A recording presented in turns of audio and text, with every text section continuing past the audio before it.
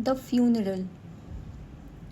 I don't think he should go, said Aunt M. He is too small, conquered Aunt B. He will get upset and probably throw a tantrum. And you know, Padre Lal doesn't like having children at funerals. The boy said nothing. He sat in the darkest corner of the darkened room, his face revealing nothing of what he thought and felt. His father's coffin lay in the next room, the lid fastened forever over the tired, wistful countenance of the man who had meant so much to the boy.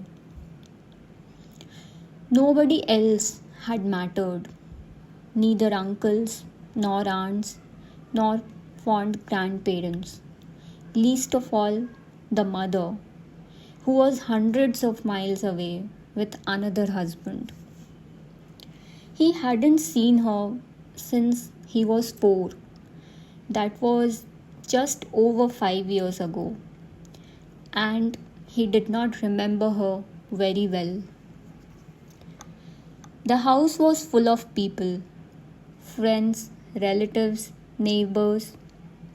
Some had tried to fuss over him, but had been discouraged by his silence, the absence of tears. The more understanding of them had kept their distance. Scattered words of condolence passed back and forth like dragonflies on the wind. Such a tragedy. Only 40. No one realized how serious it was. Devoted to the child. It seemed to the boy that everyone who mattered in the hill station was present. And for the first time, they had the run of the house, for his father had not been a sociable man.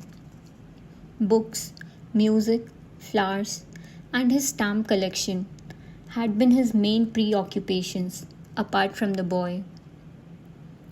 A small hearse drawn by a hill pony was led in at the gate, and several able-bodied men lifted the coffin and maneuvered it into the carriage. The crowd drifted away. The cemetery was about a mile down the road, and those who did not have cars would have to walk the distance. The boy stared through a window at the small procession passing through the gate. He had been forgotten for the moment, left in care of the servants, who were the only ones to stay behind. Outside, it was misty. The mist had crept up the valley and settled like a damp towel on the face of the mountain. Everyone was wet, although it hadn't rained. The boy waited until everyone had gone, and then he left the room and went out on the veranda. The gardener, who had been sitting in a bed of nasturtium, looked up and asked the boy if he needed anything. But the boy shook his head and retreated indoors.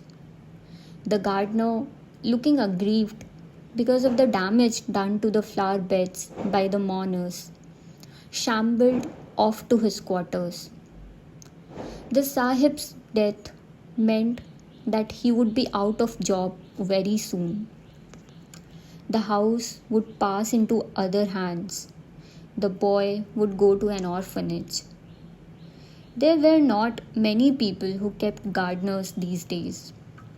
In the kitchen, the cook was busy preparing the only big meal ever served in the house. All those relatives and the padre too would come back famished, ready for a somber but nevertheless substantial meal. He too would be out of job soon, but cooks were always in demand. The boy slipped out of the house by a back door and made his way into the lane through a gap in a thicket of dog roses. When he reached the main road, he could see the mourners wending their way round the hill to the cemetery. He followed at a distance. It was the same road he had often taken with his father during their evening walks. The boy knew the name of almost every plant and wildflower that grew on the hillside. These and various birds and insects had been described and pointed out to him by his father. Looking northwards, he could see the higher ranges of the Himalayas and the eternal snows.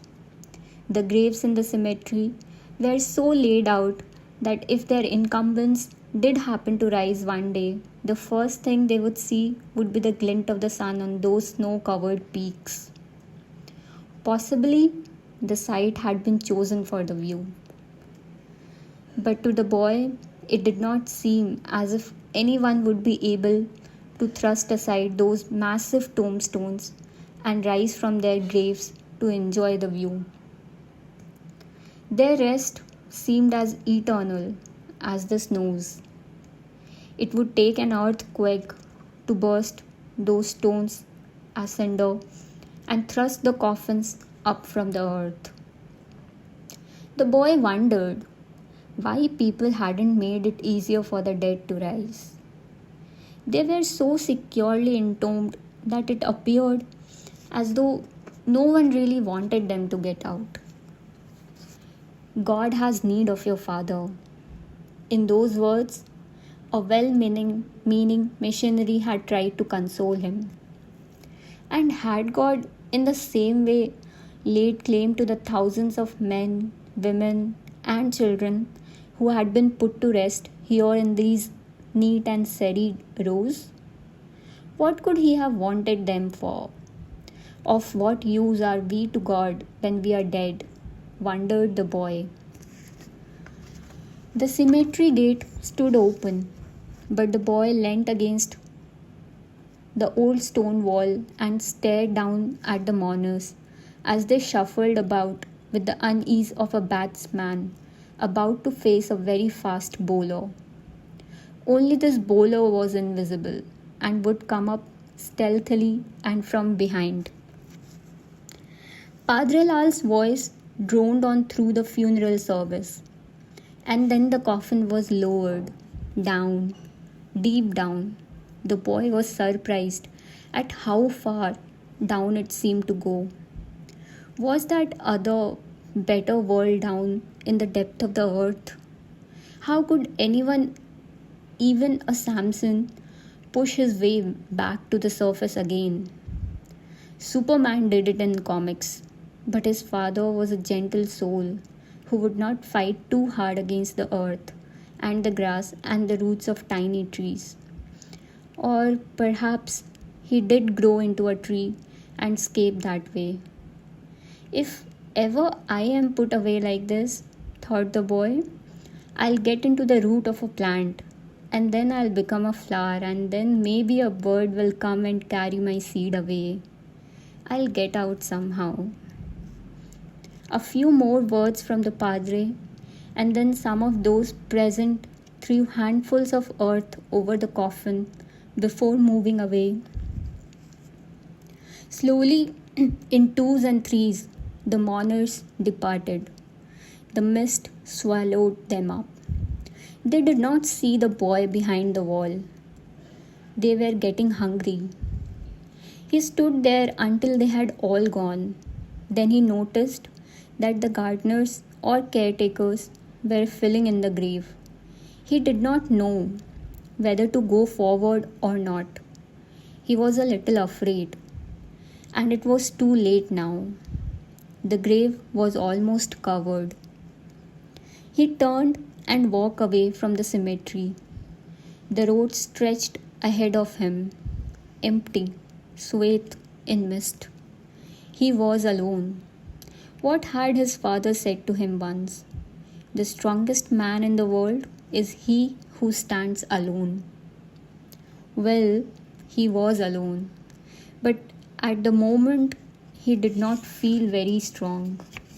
For a moment He thought his father was beside him, that they were together on one of their long walks. Instinctively, he put out his hand, expecting his father's warm, comforting touch. But there was nothing, no one. He clenched his fists and pushed them down into his pockets. He lowered his head so that no one would see his tears. There were people in the mist, but he did not want to go near them, for they had put his father away. He will find a way out, the boy said fiercely to himself. He will get out somehow. Thank you.